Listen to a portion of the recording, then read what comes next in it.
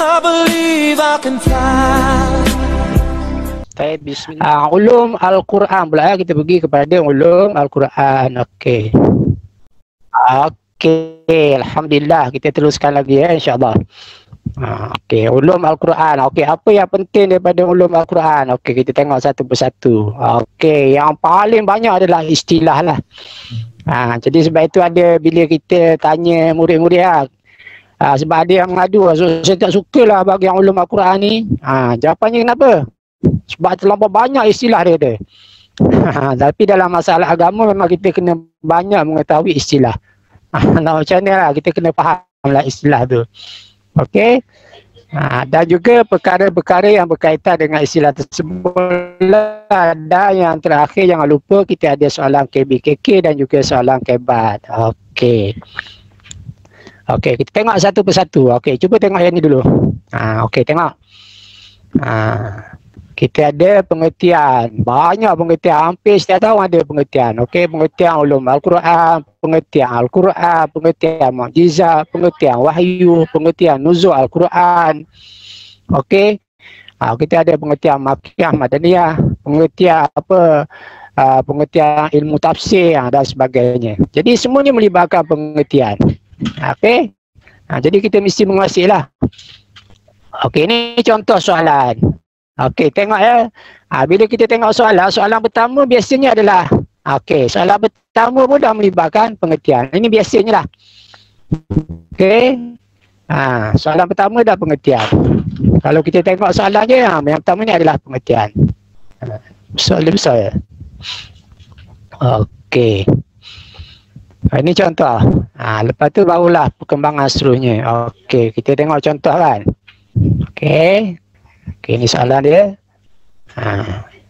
Jelaskan maksud istilah Al-Quran. Okey, seperti biasa, jangan lupa kita ada mukadimah jawapan.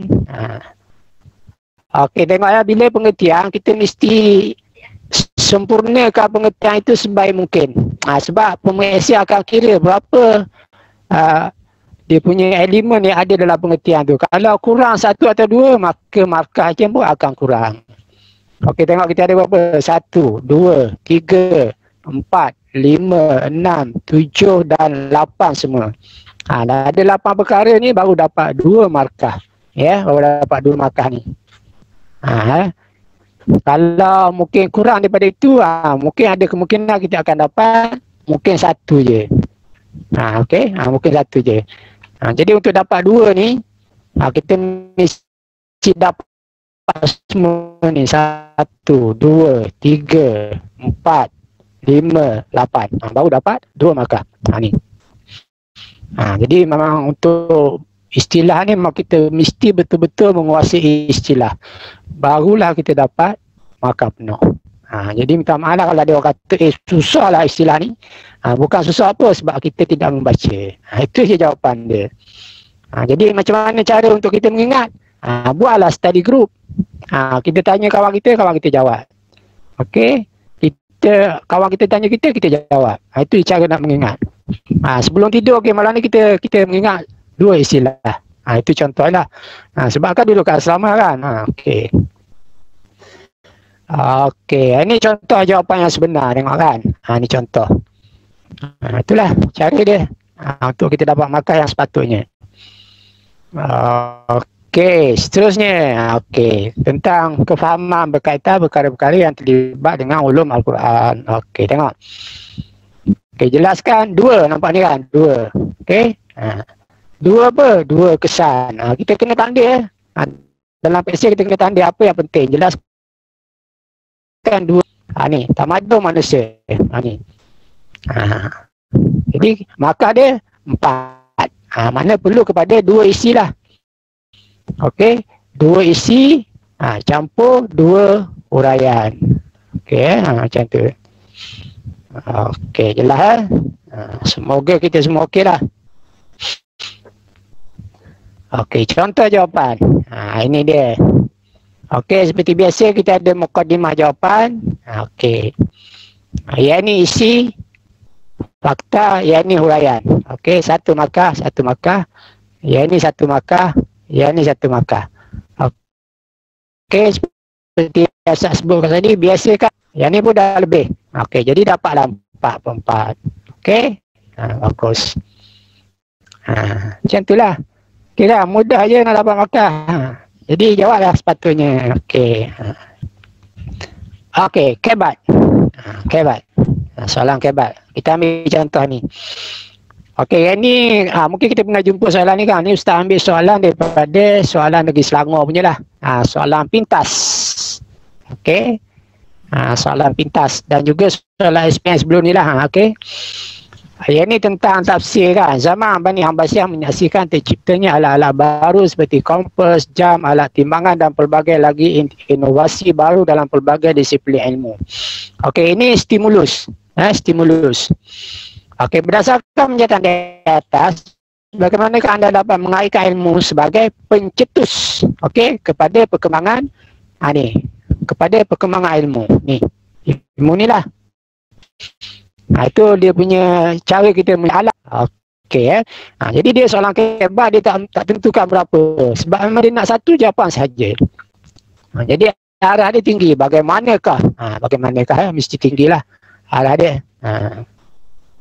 Okey, contoh jawapan. Okey, Ustaz bagi bentuk macam ni juga. Okey, bentuk macam ni. Okey, nampak? Al-Quran adalah sumber ilmu yang mengandungi pelbagai bidang ilmu. Okey, macam mana kita urai? Dengan mengkaji dan menguasai tafsir ayat Al-Quran, kita akan menemui berbagai-bagai ilmu dan inovasi yang lain. Kerana itu, penguasaan ilmu tafsir penting demi memeriahkan lagi penerokan ilmu baru. Okey, kesimpulannya, semakin dikaji dan dibongkar ilmu tafsir, maka akan lebih banyak terbongkar berbagai penemuan baru yang boleh membantu kemajuan manusia. Okey, untuk rumusan pun kita mesti ayat yang lengkap ni. Ada dua ke? Ayat lengkap. Okey, jadi kita dapatlah 1, 1, 1, 1. Okey, semua 1. Okey.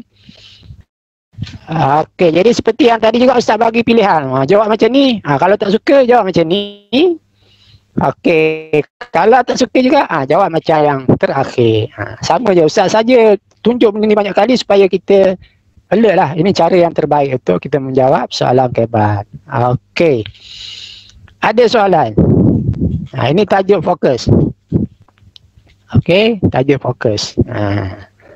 Okey, sekarang kita nak cuba menjawab yang ni. Okey, kita nak cuba menjawab yang ni lah. Kita ambil yang pertama dulu ni. Okey. Ulum Al-Quran dan juga mukjizat. Okey, sebelum tu Ustaz nak beritahu antara kesalahan yang biasa bagi calon ialah kalau soalan bentuk macam ni kan, jelaskan pengertian ulum Al-Quran. Okey. Ada antara calon dia hanya jawab pengertian Al-Quran. Okey, jadi ada yang jawab, dia jawab Al-Quran, dia bukan jawab ulum Al-Quran. Bila kita tanya Al-Quran, dia jawab ulum Al-Quran. Jadi yang ni pun kena berhati-hati. Jadi bila dalam PSA, bila jumpa macam ni, kita kena garis. Okey, yang dikendaki adalah ulum Al-Quran. Mana ada dua perkara tu. Dia nak ulum Al-Quran, bukan Al-Quran. Sebab kalau dia tanya Al-Quran, lain maksud dia. Kalau dia tanya ulum Al-Quran, lain maksud dia.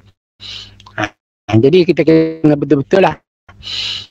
Okey, dan yang kedua adalah mukjizat. Untuk cepat ni kita bagi jawab spontan je lah. Tadi yang Ustaz sebut ni tadi, ni boleh ke? Ni apa nama tadi?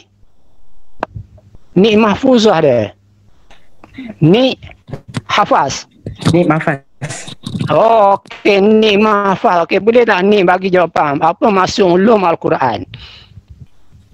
Ulum Al-Quran ni satu gagasan ilmu yang mengkaji tentang Al-Quran dan perkara yang berkaitan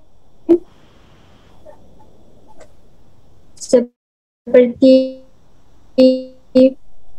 sejarah penurunan, nuzul, wal mansukh. Okey, jadi jawapannya tepat. Kalau jawab apa macam itu, kita akan dapat 2 markah. Okey. Okey, ulum Al-Quran ialah satu gagasan ilmu. Ni gagasan ilmu. Okey, yang mengkaji tentang Al-Quran dan perkara yang berkaitan dengannya. Okey. Seperti kita kena bagilah sebagai bukti bahawa kita tahu apa dia bidang ulum Al-Quran tu. Okey, barulah kita dapat 2 markah. Okey, alhamdulillah. Okey, mukjizat ialah perkara luar biasa yang dianugerahkan oleh Allah kepada seorang rasul sebagai bukti kebenaran salah yang dibawa oleh mereka kepada umat manusia. Okey, betul. Ada 3 perkara kat itu. Okey, yang pertama dia mesti perkara yang luar biasa. Okey. Okey. Satu, itu perkara yang luar biasa. Yang kedua, yang dianugerahkan kepada Nabi dan Rasul. 2 sekali. Nabi dan Rasul sebagai bukti kebenaran risalah yang dibawa ataupun membuktikan kebenaran agama yang dibawa. Jangan membuktikan kebenarannya. Itu pun lebih kurang lah. Tapi yang penting ada 3. Okey, kita mesti sebut perkara luar biasa. Luar biasa. Dia mesti luar biasa. Kalau kita kata yang perkara yang kita tak boleh kata perkara keistimewaan, tak boleh. Mukjizat ialah keistimewaan, salah. Mesti sebab dalam bahasa dia kata khariqul adah. Mana perkara yang mencari adat ataupun yang luar biasa. Mana kalau adat biasa tidak berlaku macam tu. Itu maksudnya. Dia bukan kelebihan, tapi perkara memang luar biasa. Itu je. Jadi kita kena ikutlah apa yang ada dalam buku. Itu yang sebaiknya lah. Okey, terima kasih. Siapa yang jawab tadi Syahmi? Iman. Okey, saya sebut Syahmi je. Okey, ada Syahmi ada nama? Ada kan? Ya, ada. Lepas ni boleh suruh dia jawab. Okey, saya minta Syahmi menjawab yang nombor 2 ni lah ni. Nyatakan 2 cara wahyu diturunkan kepada Nabi Muhammad sallallahu alaihi wasallam. Yang pertama melalui Sidratul Muntaha. Okey, lagi? Yang kedua melalui Malaikat Jibril kepada Nabi Muhammad. Okey. Terima kasih. Tapi bila dia tanya 2 cara, ini sebenarnya 2 cara itu ialah, dengar betul-betul. Yang pertama melalui perantaraan, yang kedua tanpa perantaraan. Yang melalui perantaraan ni ialah melalui Malaikat Jibril alaihissalam. Yang tanpa perantaraan maksudnya secara langsung. Tanpa malaikat. Okey. Kalau kita tengok dalam nota yang revisi ke-9 tu ada. Dalam nota revisi ke-9 tu ada. Cara penurunan wahyu. Satu melalui malaikat. Melalui malaikat ada 2 cara pula. Okey, melalui malaikat ada 2 cara pula. Malaikat datang dalam rupa yang asal. Dan yang kedua, malaikat datang dalam rupa sebagai seorang lelaki dewasa. Okey, kalau tanpa perantaraan ada 2 pula. Satu melalui mimpi yang baik, dan yang kedua bicara di sebalik hijab. Itu kena bezakan ya, kena ingat betul-betul tu. Itu cara dia. Kalau daripada Allah ke Lauh Mahfuz, ke Baitul Izzah, kepada Rasulullah, itu nama dia peringkat penurunan Al-Quran. Itu beza dia lah. Okey, mana kalau daripada Allah ke Lauh Mahfuz, ke Baitul Izzah, kemudian kepada Nabi sallallahu alaihi wasallam, itu merujuk kepada peringkat penurunan Al-Quran. Itu kita kena bezakan. Sebab itu ada soalan ditanya, apakah hikmat Al-Quran diturunkan secara berperingkat-peringkat? Itu merujuk kepada peringkat daripada Allah, kepada Lauh Mahfuz, ke Baitul Izzah dan kepada Nabi. Itu masuk peringkat. Apa hikmat dia di situ? Dan satu lagi yang biasa ditanya ialah, jelaskan hikmat Al-Quran diturunkan secara beransur-ansur. Okey, beransur-ansur itu merujuk kepada daripada Baitul Izzah diturunkan kepada Nabi Muhammad sallallahu alaihi wasallam. Itu secara beransur-ansur, itu selama 23 tahun. Apa hikmat dia? Antaranya adalah untuk meneguhkan ataupun menetapkan jiwa Nabi sallallahu alaihi wasallam. Yang kedua, untuk menjawab persoalan yang ditanya oleh masyarakat pada waktu itu. Itu je. Kenapa dia diturunkan secara beransur-ansur? Itu merujuk kepada daripada Baitul Izzah kepada Rasulullah. Kalau berperingkat-peringkat tadi lah. Daripada Allah, Lauh Mahfuz, Baitul Izzah dan Nabi. Jadi kena faham macam tu. Sebab itu jawapan dia berbeza. Apa hikmah beransur-ansur dan apa hikmah berperingkat-peringkat. Dia berbeza.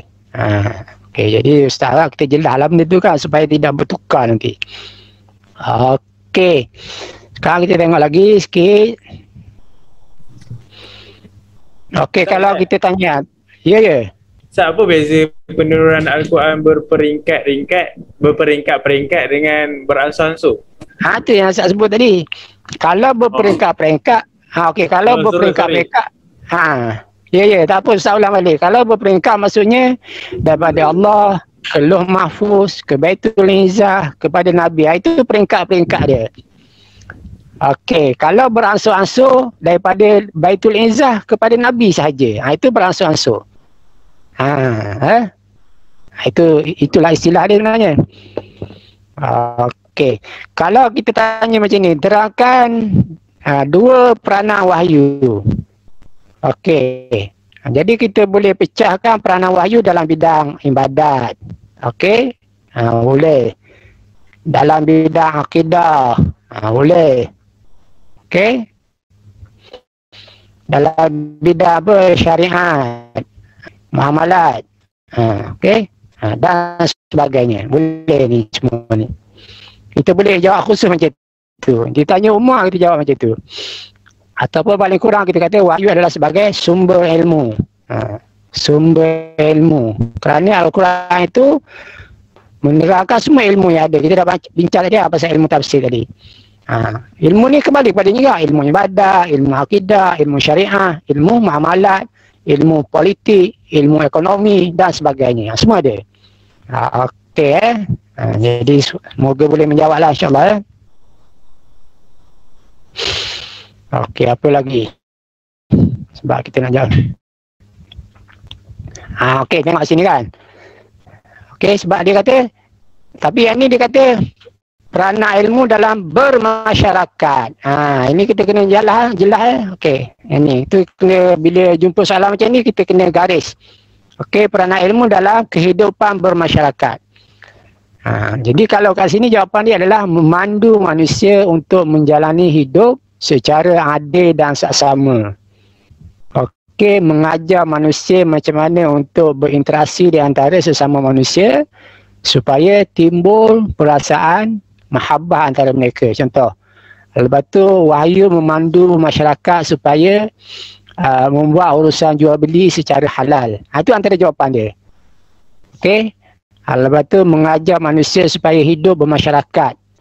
Maknanya yang itu kerana hidupnya adalah persamaan taraf. Tidak ada beza di antara masyarakat. Tidak ada kasta dalam masyarakat. Itu semua adalah peranan wahyu. Okey. Ini soalan kebat. Soalan kebat. Okey, ni dua mukjizat Al-Quran. Okey. Ni Al-Quran. Okey, yang ni tadi yang atas ditanya ulum Al-Quran, yang bawah ni ditanya Al-Quran saja. Okey. Sama juga antara kesilapan ialah bila ditanya wahyu, ada yang jawab wahyu adalah Al-Quran. Tidak, tak boleh. Sebab wahyu ni ada dua. Wahyu ada dua, satu Al-Quran. Satu Al-Quran, satu lagi adalah hadis. Ni ada dua. Lepas tu kita kena bezakan. Kalau dia kata wahyu Al-Quran, baru merujuk kepada Al-Quran. Okey, itu je. Okey. Jadi Al-Quran tadi kita dah bagi contoh tadi kan, tak perlu ulang lah. Okey. Yang ni tadi, yang saya sebut tadi. Nyatakan dua cara penurunan wahyu secara tidak langsung. Ni. Apa maksud secara tidak langsung di sini? Okey, secara tidak langsung di sini adalah maksudnya melalui perantaraan ni. Ini kita kena faham istilah ni. Secara tidak langsung adalah merujuk kepada melalui perantaraan Jibril alaihissalam. Kalau secara langsung tu tadilah melalui mimpi yang baik dan bicara di sebalik hijab. Jadi ini antara istilah-istilah yang kita kena faham supaya kita tidak tersalah. Okey, jadi jawapan di sini ialah ada dua lah. Satu dipanggil malaikat datang dalam rupa asal. Okey, rupa asal. Okey, rupa asal. Yang kedua menyerupai lelaki. Okey, menyerupai Okey, lelaki. Lelaki dewasa. Bukan kanak-kanak. Lelaki dewasa. Okey, menyerupai lelaki dewasa. Ada orang tanya, kenapa malaikat menyerupai lelaki dewasa? Kenapa? Nampak matang kan? Nampak matang. Oh, bah. Nampak Sebenarnya jawapan dia sebab Rasul tu lelaki. Sebab Rasul tu lelaki. Kalau tidak nanti timbul fitnah pula. Ni perempuan mana pula datang jumpa Nabi, dah lah comel kan. Jadi timbul isu pula kan. Jadi sebab Rasul lelaki, jadi Allah sesuaikan yang datang lelaki. Sebab kalau kita tengok kisah pertama malaikat turun tu, dia berlutut depan Nabi. Boleh ke perempuan nak berlutut? Memanglah tak boleh. Sebab itulah lelaki. Itu antaranya lah yang dapat kita selami kat itu. Okey. Tapi itu tak masuk peksa. Tak ada dalam peksa. Okey, yang ni. Kalau yang ni betul tadi. Siapa yang tanya tadi apa maksud peringkat tadi? Okey, peringkat tadi adalah merujuk kepada daripada Allah ke Lauh Mahfuz. Daripada Allah, Lauh Mahfuz, Baitul Izzah dan Rasulullah. Itu masuk peringkat. Okey. Tapi kalau dia kata soalan dia terangkan. Bila terangkan ni maknanya mesti ada huraian dia. Okey, kalau kita katakan dua peringkat. Peringkat yang pertama adalah daripada Allah ke Lauh Mahfuz. Itu fakta dia. Macam mana nak huraikan? Okey, huraiannya adalah daripada Allah ke Lauh Mahfuz. Huraian dia adalah diturunkan secara sekaligus. Itu mana diturunkan secara lengkap satu Al-Quran. Sama juga daripada Baitul Izzah, daripada Lauh Mahfuz ke Baitul Izzah. Huraian dia sama juga, diturunkan secara lengkap ataupun sekaligus. Okey, yang ketiga daripada Baitul Izzah kepada Nabi sallallahu alaihi wasallam. Itu isi dia. Barulah dia punya huraian dia secara beransur-ansur. Itu dia, beza dia lah. Okey, harap boleh faham lah. Okey. Baik. Sikit lagi. Okey, yang ni tadi ada dua kan. Satu berperingkat-peringkat, satu beransur-ansur. Ini ada dua jawapan yang berbeza ya. Boleh rujuk balik ni. Boleh rujuk balik dan pastikan supaya benda ni tidak bertukar.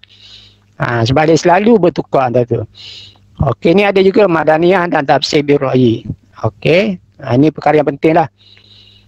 Makiyah Madaniyah ni soalan yang popular. Sentiasa ditanya. Okey, satu lagi yang biasa calon tertukar adalah antara ni. Syarat pada zaman Abu Bakar dan syarat pada zaman Sayyidina Osman. Dua-duanya adalah berbeza. Dua-dua berbeza. Mana apa syarat yang diletakkan oleh Abu Bakar ketika mengarahkan Zaid untuk menulis ayat Al-Quran pada zaman dia. Dan apa pula syarat ketika zaman Sayyidina Osman. Dua-dua tu beza. Jadi kita kena pastikanlah supaya tidak bertukar.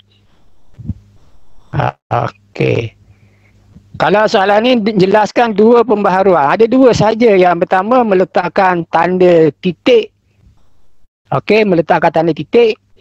Dan yang kedua adalah meletakkan tanda baris. Jadi dua tu kita boleh asingkanlah isi dia. Satu meletakkan tanda titik. Yang kedua meletakkan tanda baris. Okey, kalau meletakkan tanda titik, apa huraian dia? Okey, untuk membezakan antara huruf. Kalau meletakkan tanda baris, untuk memudahkan orang yang bukan Arab membaca.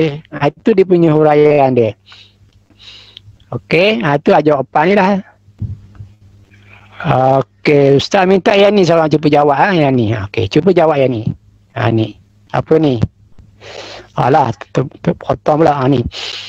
Okey ni, sebab ayat Madaniyah lebih terperinci berbanding ayat Makkiyah.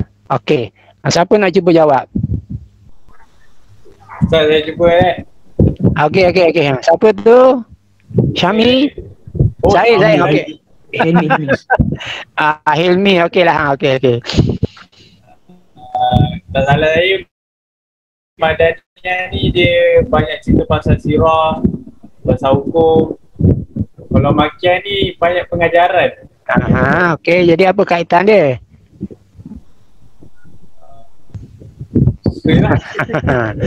Hampir.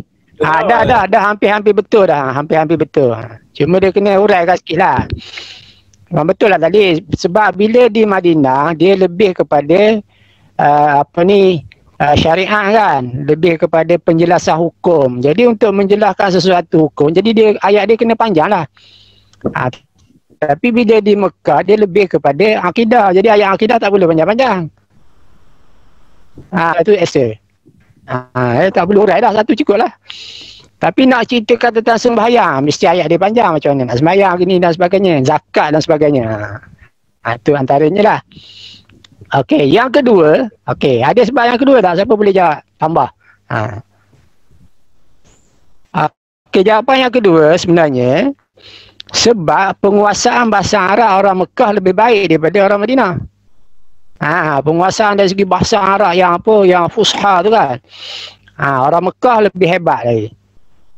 Maknanya bagi sikit pun dia faham banyak. Tapi orang Madinah ni dia kena jelas. Kena bagi panjang baru dia faham. Itulah macam kita orang Melayu lah. Awak cakap sikit pun kita dah faham. Tapi kalau orang luar dengar bahasa Melayu, dia mungkin tak faham. Jadi kita kena bercakap lebih lah untuk menjelaskan. Okey, itu antara jawapannya lah. Okey, harap boleh faham tu insyaAllah. Okey, dah habis. Okey, sekarang kita tutup yang ni. Kita akan pergi kepada akhlak.